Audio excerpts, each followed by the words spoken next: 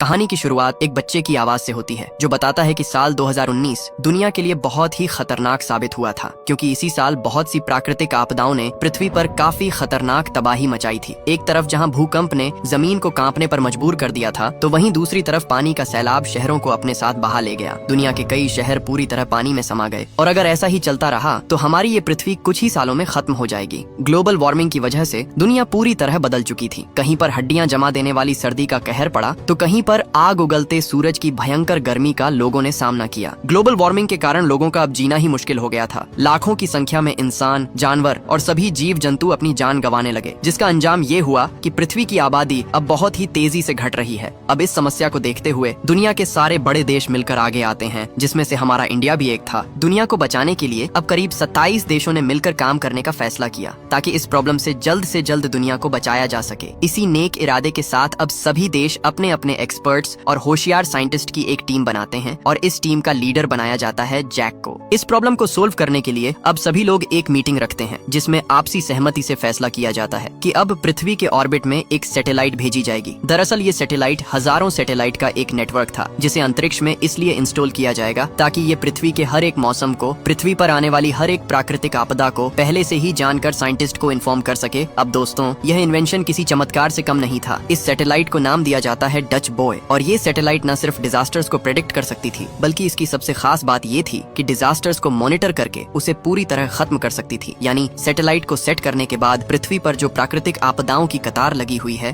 भूकंप, सुनामी की लहरें जो लाखों लोगों की जान ले रही थीं, उन सभी को रोका जा सकता था। इन्हीं स्पेशलिटीज को एनालाइज करने के बाद सभी देश इस सैटेलाइट को स्पेस में सेट करने की अनुमति दे देते हैं। सैटेलाइट के अंतरिक्ष में पहुंचने के कुछ ही समय बाद चीन के शंघाई प्रोविंस में एक भयानक बवंडर दस्तक देता है। लेकिन ये बवंडर ना तो इंसानों को नुकसान पहुंचा पाता है और ना ही बिल्डिंग्स को हिला पाता है, क्योंकि हमारे एडवांस सैटेलाइट ने इसे शुरू होने से पहले ही रोक दिया था। ये डच बॉय वाकई में इंसानों के लिए एक वरदान साबित हुआ। लाखों लोगों की जान बचने से सब लोग बहुत खुश थे और इसका सारा क्रेडिट दिया जाता है जैक को, क्योंकि उसी ने सैटेलाइट को एक्टिवेट मोड पर डालकर बवंडर को घातक रूप लेने से रोका था। एक तरफ जहां पूरी दुनिया इस बात से खुश थी, तो वहीं अमेरिका की एक कमेटी जिसके कंट्रोल में ये सैटेलाइट थी, वो जैक की इस हरकत पर बहुत नाराज होते हैं, क्योंकि जैक ने कमेटी की बिना इजाजत के ही सैटेलाइट को एक्टिवेट किया था। इसी सिलसिले में जैक को मीटिंग में बुलाया जाता है और मीटिंग के हेड्स जैक पर गुस्सा करते हुए कहते हैं कि तुम सैटेलाइट्स के राइट्स हमें सौंप दो। दरअसल सैटेलाइट को बनाने वाला और कोई नहीं बल्कि जैक ही था। उसका पूरा सिस्टम जैक द्वारा ही बनाया गया था। जैक ने अच्छा काम तो किया है, लेकिन अमेरिकन गवर्नमेंट इस सैटेलाइट के राइट्स लेकर इन्हें बेचना चाहती थी ताकि उन्हें मोटा मुनाफा मिल सके। लेकिन जैक राइट्स देने से मना कर देता है और मीटिंग हेड्स के सामने बिना डरे खुद को सही साबित करने की कोशिश करता है। हालांकि जैक का भाई मैक्स भी इसी मीटिंग में मौजूद था। वो जैक को टेक्स्ट मैसेज करके शांत रहने के लिए भी कहता है, लेकिन जैक उसकी एक भी नहीं सुनता। वो मीटिंग हेड्स से कहता है कि मैंने डच बॉय सैटेलाइट को इसलिए एक्टिवेट किया ताकि आने वाले स्टॉर्म सीरीज में लाखों लोगों की जान जाने से बच सके। लेकिन मीटिंग के हेड्स को इस बात से कोई फर्क ही नहीं पड़ रहा। वो उसकी किसी भी बात को सुनने और मानने के लिए बिल्कुल भी राजी नहीं थे, जबकि जैक इनके सामने झुकने और राइट्स देने के लिए बिल्कुल एग्री नहीं था। अब इसी बहसबाजी में गुस्सा होकर अमेरिकन गवर्नमेंट फैसला करती है कि वो डच बॉय का पूरा कंट्रोल अब अपने हाथ में रखेगी और साथ ही जैक के बात ना मानने पर उसे भी डच बॉय के प्रोजेक्ट से बाहर का रास्ता दिखा दिया जाता है। अब ये बात बहुत गलत है। जिसने ये पूरा प्रोजेक्ट बनाया उसे ही प्रोजेक्ट से बाहर निकाल दिया। जैक बहुत ज्यादा दुखी और परेशान हो जाता है। जैसे वो मीटिंग हॉल से बाहर आता है तो उसके सामने उसका भाई मैक्स आता है, जो यूएस सेक्रेटरी ऑफ स्टेट के अंडर काम करता है। जैक और मैक्स के बीच हो रही बातों से हमें पता लगता है कि जैक को प्रोजेक्ट से बाहर निकालने वाला और कोई नहीं बल्कि खुद उसका ही भाई मैक्स है, क्योंकि वो अपने भाई जैक से काफी जेलस फील करता है। उसे ऊंची पोस्ट पर देखना मैक्स के लिए बिल्कुल बर्दाश्त के बाहर है। इसलिए मैक्स ने अमेरिकन गवर्नमेंट को जैक के खिलाफ भड़काया और एट द एंड जैक को प्रोजेक्ट से बाहर निकाल दिया और अब डच बॉय प्रोजेक्ट का सारा इंचार्ज मैक्स था। ये सब जानने के बाद अब जैक के पैरों तली जमीन खिसक जाती है, लेकिन वो उसे मार भी नहीं सकता, क्योंकि वो उसका भाई जो था। समय बीतता है और ऐसे ही पूरे 3 साल गुजर जाते हैं, लेकिन इस बीच ना तो कोई बवंडर आया और ना ही कोई सुनामी की लहर उठी। सब कुछ बिल्कुल नॉर्मल था, जिससे अब लोगों को भी लगने लगा कि उनकी जान महफूज है। सब कुछ सही जा रहा था। लेकिन तभी अचानक से अफगानिस्तान से यूएन की टीम को अपने स्कैनर्स पर कुछ अजीब सिग्नल्स मिलते हैं। ये 3 सालों में पहली बार है जब यूएन की टीम को ऐसे सिग्नल रिसीव हुए। उन सिग्नल की जांच पड़ताल करने के लिए यूएन की टीम अफगानिस्तान की रेत और मिट्टी से भरे गांव की तरफ निकल जाती है। जैसे ही ये टीम गांव के अंदर में एंटर करती है तो उन्हें चारों तरफ बर्फ ही बर्फ दिखाई देती है। पूरा गांव बर्फ में जम गया है। तापमान इतना नीचे गिर गया है कि लोग बुरी तरह बर्फ में जमकर मारे गए। रेगिस्तान में इस तरह से बर्फ का जमना बिल्कुल भी नॉर्मल घटना नहीं है, लेकिन ये हुआ कैसे इसका कोई भी पता नहीं लग रहा। इस पूरी घटना की वीडियो बनाकर अमेरिकन प्रेसिडेंट को को भेज दी जाती है, जिसे देख अब सब लोग काफी हैरान थे। तपते रेगिस्तान को यूं बर्फ की चादर में ढका देख गवर्नमेंट को समझते देर नहीं लगती कि जरूर डच बॉय में कोई ना कोई खराबी आ गई है। अब क्योंकि डच बॉय की पूरी जिम्मेदारी अमेरिकन गवर्नमेंट के कंधों पर थी, इसलिए प्रेसिडेंट जल्दी से एक मीटिंग रखते हैं ताकि न्यूज चैनल के पास ये जानकारी पहुंचने से पहले वो इसे ठीक कर सके। मैक्स प्रेसिडेंट से कहता है कि इस डच बॉय में आई खराबी को चेक करने के लिए हमें किसी न किसी को स्पेस में भेजना होगा। ये सुन सेक्रेटरी ऑफ स्टेट डेकोम मैक्स की बात काट देता है और कहता है कि इस प्रॉब्लम को जैक के अलावा कोई भी ठीक नहीं कर सकता, क्योंकि सैटेलाइट की पूरी जानकारी सिर्फ जैक को ही है। हालांकि अमेरिकन सरकार ने उसे खुद ही निकाला था, इसलिए जैक को वापस से बुलाना उन्हें ठीक नहीं लगता। लेकिन अभी इस वक्त उन्हें जैक की सख्त जरूरत है। मैक्स उन्हें यकीन दिलाता है कि वो जैक को किसी भी तरह वापस लेकर आएगा। अब मैक्स जैक से मिलने जाता है और उससे रिक्वेस्ट करते हुए कहता है कि तुम टीम में वापस आ जाओ, क्योंकि हमें तुम्हारी जरूरत है। लेकिन जैक इसके लिए राजी नहीं था।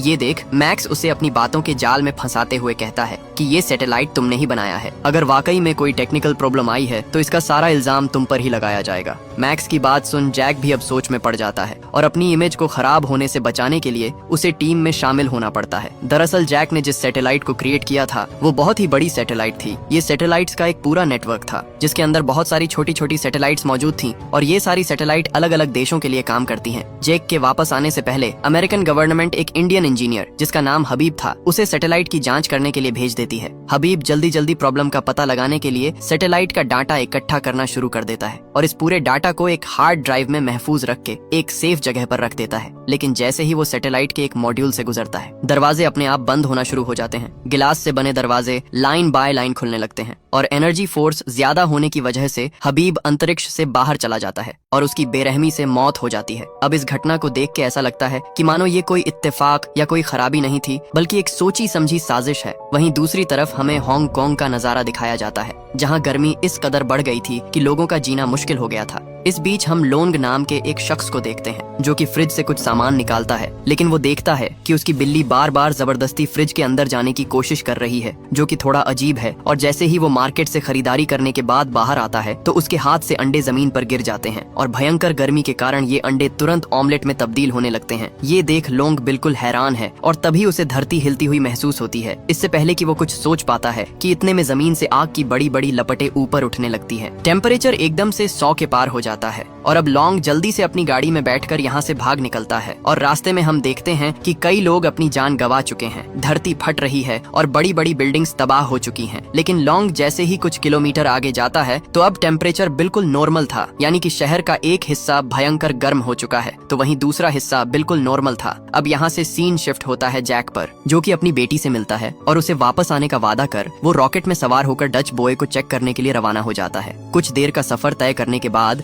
जब जैक स्पेस स्टेशन में पहुंचता है तो उसकी वहां पर मुलाकात होती है कमांडर से, जो कि डच बॉय में एक चीफ साइंटिस्ट थी। कमांडर जैक को अपनी टीम से मिलवाती है, जहां टीम को भी हांगकांग में हुए ब्लास्ट की खबर मिल गई थी। टीम का कहना था कि ये सब गैस पाइप के फटने की वजह से हुआ है, लेकिन जैक उनकी इस बात पर राजी नहीं होता। वो कहता है कि जो रीजन अफगानिस्तान में सर्दी पड़ने के पीछे छुपा हुआ था उसी का हाथ अब हांगकांग की गर्मी के पीछे है। इस कशमकश के बीच हम पृथ्वी पर मैक्स को उसकी गर्लफ्रेंड सारा के साथ देखते हैं। ये प्रेसिडेंट की सीक्रेट सर्विस का हिस्सा भी थी। अभी ये दोनों कुछ हसीन लम्हे गुजार ही रहे थे कि तभी लोंग मैक्स को कॉल कर उसे इन्फॉर्म करते हुए कहता है कि जो हादसा अभी हांगकांग में हुआ उसकी वजह गैस पाइप नहीं थे। लोंग का शक था कि इसके पीछे डच बॉय में आई खराबी है, इसलिए उसने डच बॉय सिस्टम को चेक करने की जब कोशिश करी तो उसने देखा कि उसका अकाउंट ही ब्लॉक हो चुका है। अब ये सुन जब मैक्स खुद का सिस्टम चेक करता है तो उसके पास भी अब एक्सेस नहीं होता। लॉन्ग और मैक्स के बाद अब धीरे धीरे सभी अधिकारियों का एक्सेस डिनाई होने लगता है। ये देख लॉन्ग को लगने लगता है कि शायद सरकार का कोई आदमी सिस्टम डिफेक्ट को छुपाने के लिए ऐसा कर रहा है। ये काफी खतरनाक चीज है जो कि आगे चलकर एक जियोस्ट्रॉम को ट्रिगर कर सकती है, और अगर एक बार जियोस्ट्रॉम आ गया तो फिर इंसानों का सर्वनाश निश्चित है। इस सीरियस प्रॉब्लम को देखते हुए मैक्स लॉन्ग को तसल्ली देते हुए कहता है कि मैं इस पूरी सिचुएशन को अच्छे से स्टडी करूंगा।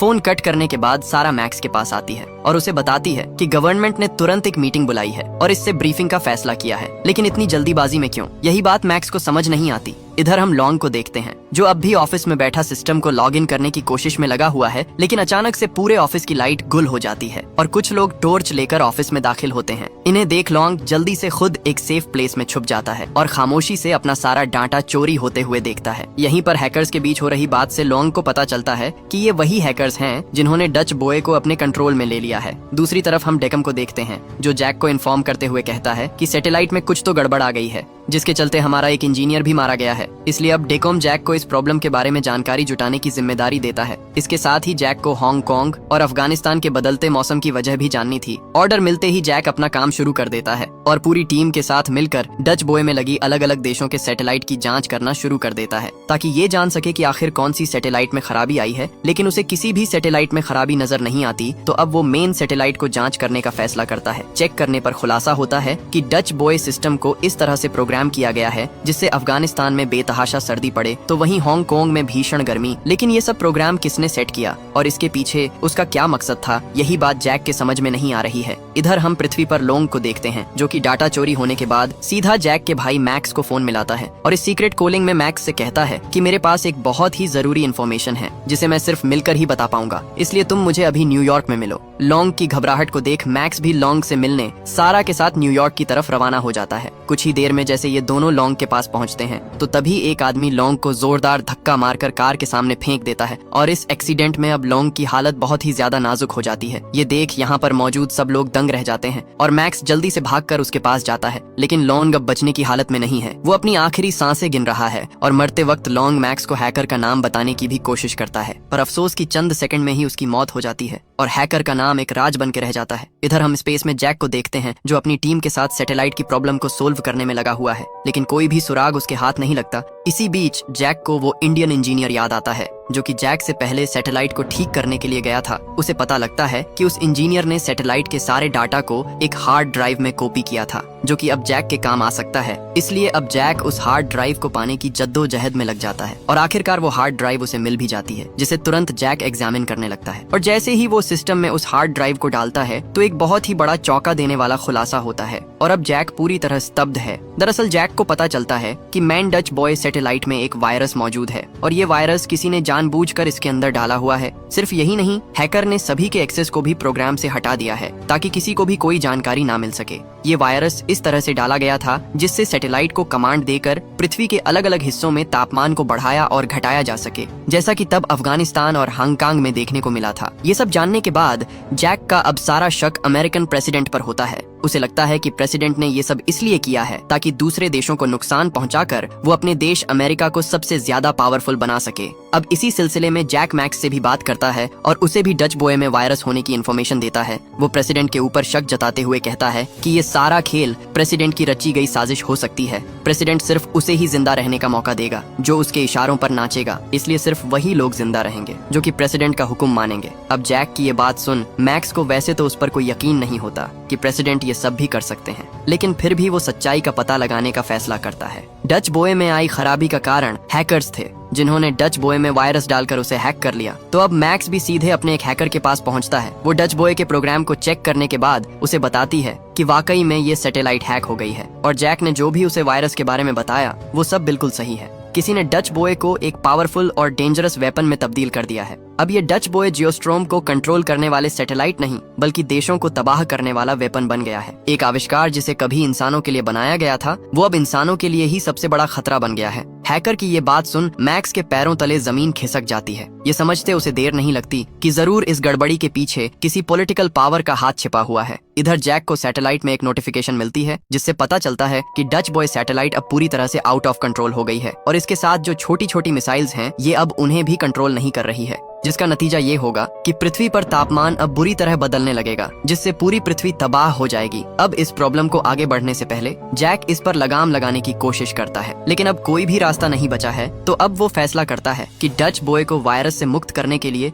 वो डच बॉय को ही रिसेट कर देगा, लेकिन ऐसा करने के लिए इन्हें प्रेसिडेंट के एक्सेस की जरूरत थी, यानी कि प्रेसिडेंट के बायोमेट्रिक के बिना डच बॉय में कुछ भी चेंज करना नामुमकिन था। बायोमेट्रिक यानी कि प्रेसिडेंट के 10 उंगलियों के फिंगरप्रिंट और उनके RS स्कैन से ही डच बॉय को रिसेट कर सकते हैं, लेकिन इस समय प्रेसिडेंट का बायोमेट्रिक हासिल करना बहुत मुश्किल था क्योंकि प्रेसिडेंट अभी इंटरनेशनल मीटिंग के सिलसिले में विदेश गए हुए हैं। प्रेसिडेंट के देश में न होने की वजह से जैक और मैक्स दोनों बहुत परेशान हो जाते हैं। जैक का शक अब पूरी तरह यकीन में बदल जाता है कि जरूर इस पूरी घटना के पीछे प्रेसिडेंट ही है। जैक के साथ साथ मैक्स भी इस बात को मान लेता है और वो जैक का साथ देते हुए प्रेसिडेंट की हर छोटी छोटी एक्टिविटी पर नजर रखना स्टार्ट कर देता है। इस बीच मैक्स सारा के पास जाकर उसे भी ये समझाने की कोशिश करता है कि प्रेसिडेंट इन सब में इन्वॉल्व है, लेकिन उसकी गर्लफ्रेंड सारा उस पर बिल्कुल भी यकीन नहीं करती। इसके बाद मैक्स डेकम के पास जाता है और उसे इन्फॉर्म करता है कि सैटेलाइट आउट ऑफ कंट्रोल हो गई है, दुनिया पर एक बहुत ही बड़ा खतरा मंडरा रहा है और ये सब अनजाने में नहीं बल्कि जानबूझकर किया जा रहा है। लेकिन डेकम को भी मैक्स की किसी भी बात का यकीन नहीं होता।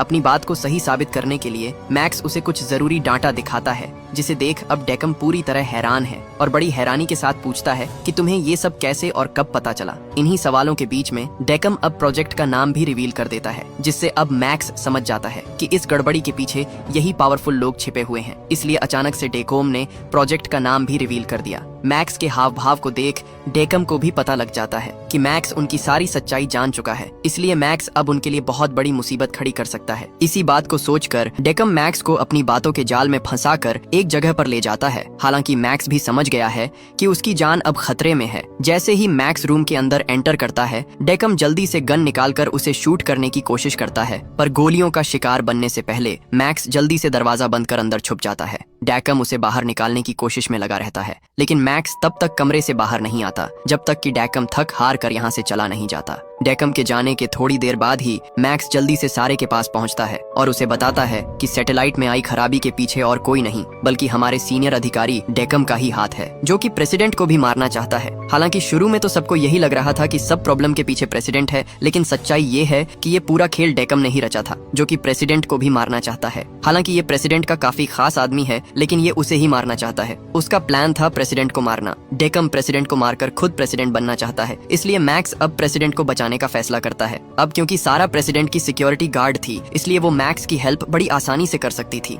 प्रेसिडेंट को बचाने के लिए सारा मैक्स की बात मानकर उस होल में आकर फायरिंग करने लगती है जहां पर प्रेसिडेंट स्पीच दे रहे थे। गोलियों की आवाज सुन पूरे होल में भगदड़ मच जाती है और इसी मौके का फायदा उठाकर सारा जल्दी से प्रेसिडेंट को यहां से लेकर भाग निकलती है और मैक्स को भी ये प्रेसिडेंट की कार में बिठाकर उसे भी यहां से ले जाने लगती है। रास्ते में मैक्स प्रेसिडेंट को पूरी बात बताता है, जिसे सुन प्रेसिडेंट भी हैरान रह जाते हैं। प्रेसिडेंट को भागता देख डेकम अपने बंदों को उनकी कार के पीछे लगा देता है। इस बीच हम देखते हैं कि मौसम भी अब तेजी से रुख बदलने लग गया है। बहुत तेज गड़गड़ाहट के साथ बिजली चमकने लगती है, जो कि इस बात का संकेत है कि एक भयानक जियोस्ट्रोम दस्तक देने वाला है। लेकिन मैक्स और सारा प्रेसिडेंट को एक सेफ जगह पे लेके जाते हैं। इधर जैक एक डच बॉय की मेन सैटेलाइट में जाता है और जल्दी जल्दी यहाँ से लोगों को बाहर निकालने में लग जाता है, क्योंकि जैक ने सैटेलाइट के फंक्शंस को ऑटो जनरेट पे लगा दिया था, जिससे अगर जियोस्ट्रोम जैसी कोई भी भयानक आपदा आती है तो सैटेलाइट ऑटोमेटिकली ब्लास्ट होकर पृथ्वी को बचा लेगा। इस बीच मैक्स को ये भी पता चल जाता है कि वायरस स्पेस स्टेशन में रहने वाले एक लड़के ने ही सैटेलाइट सिस्टम में डाला था और इस काम के बदले डेकोम ने उसे मोटी रकम भी दी थी। इसलिए जैक के उस लड़के के साथ हाथापाई हो जाती है।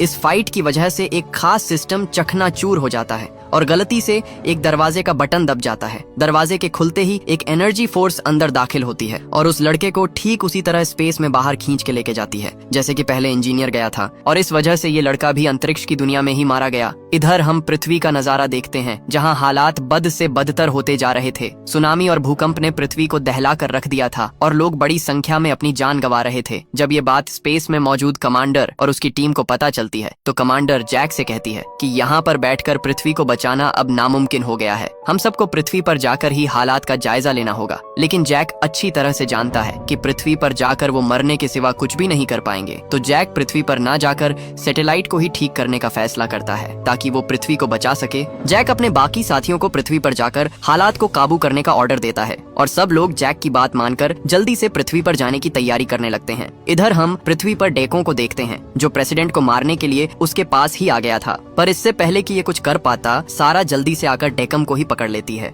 सारा ने डेकम के सारे आदमियों को मार दिया होता है और अब वो उस पर भी गन पॉइंट कर देती है और फिर इसके सामने आता है प्रेसिडेंट, जो कि डेकम की इस पूरी साजिश से बहुत ज्यादा दुखी और नाराज था। डेकम प्रेसिडेंट का खास आदमी था। प्रेसिडेंट डेकम से पूछता है कि आखिर तुमने ये क्यों किया। डेकम भी बिना डरे प्रेसिडेंट से कहता है कि मैंने ये सब इसीलिए किया ताकि मैं तुम्हारी जगह ले सकूं, अमेरिका का प्रेसिडेंट बन सकूं, क्योंकि तुम इस प्रेसिडेंट पद के लायक बिल्कुल भी नहीं हो। अब डेकम के ये कड़वे शब्द सुन प्रेसिडेंट का और भी खून खोल जाता है और वो अपने लोगों को ऑर्डर देता है कि इसे अभी गिरफ्तार करके यहाँ से लेके जाओ। अब जल्दी से सारा और मैक्स प्रेसिडेंट को उस जगह पर लेके जाते हैं जहां पर डच बॉय का सारा सिस्टम मौजूद था, जिससे सैटेलाइट को रिस्टार्ट और रिसेट दोनों किया जा सकता था। जल्दी से प्रेसिडेंट वहां पर पहुंचकर अपनी बायोमेट्रिक एक्सेस की मदद से सैटेलाइट को रिसेट कर देता है और इसके बाद यहां से चले जाता है। इस बीच खुलासा होता है कि जैक ने डच बॉय में ऐसी सुरक्षा प्रणाली डाली थी जिससे अगर वो कोई भी खतरा महसूस करे तो वो अपने आप ब्लास्ट हो जाएगा। अब ये सैटेलाइट मात्र 8 मिनट में ब्लास्ट होने वाली थी, जबकि हमारी पृथ्वी पर जियोस्ट्रोम आने में सिर्फ 4 मिनट ही बचे हुए हैं। अब पूरे डच बॉय में सिर्फ जैक और कमांडर ही बचे हुए थे।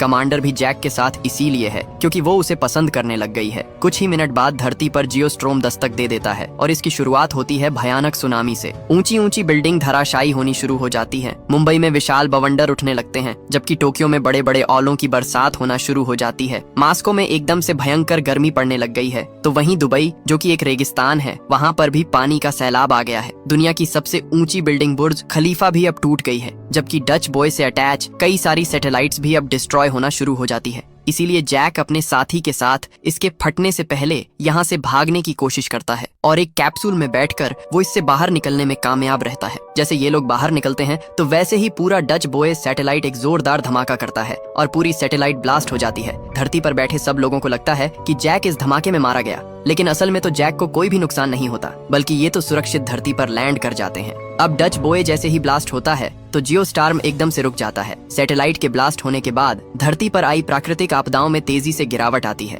और माहौल फिर से शांत होने लगता है, क्योंकि इसकी सबसे बड़ी वजह सैटेलाइट में आई खराबी या कहें तो वायरस ही था। इसलिए सैटेलाइट के ब्लास्ट होने के बाद पृथ्वी एकदम सुरक्षित हो जाती है। पूरी दुनिया अब काफी खुश है और जैक को जिंदा देख उसका भाई मैक्स भी काफी खुश होता है। इसके बाद कहानी 6 महीने के बाद की दिखाई जाती है, जहां जैक को अपनी जॉब वापस से मिल गई है। नासा ने न सिर्फ दोबारा से डच बॉय को रिबिल्ड कर दिया है, बल्कि उन्होंने जैक को पहले की तरह डच बॉय के इंजीनियर्स का हेड भी बना दिया है। अब इस प्रोजेक्ट पे न सिर्फ अमेरिका का कंट्रोल है, बल्कि इसे एक इंटरनेशनल कमेटी मैनेज कर रही है, क्योंकि अब सब देश साथ मिलकर ही धरती का भविष्य डिसाइड करते हैं। वहीं जैक और मैक्स के बीच भी अब सब कुछ ठीक हो गया है और पूरी पृथ्वी अब खुशहाल है। और इसी सीन के साथ ये कहानी यहीं पर खत्म हो जाती है। दोस्तों, आपको वीडियो कैसी लगी लाइक और कमेंट करके जरूर बताना।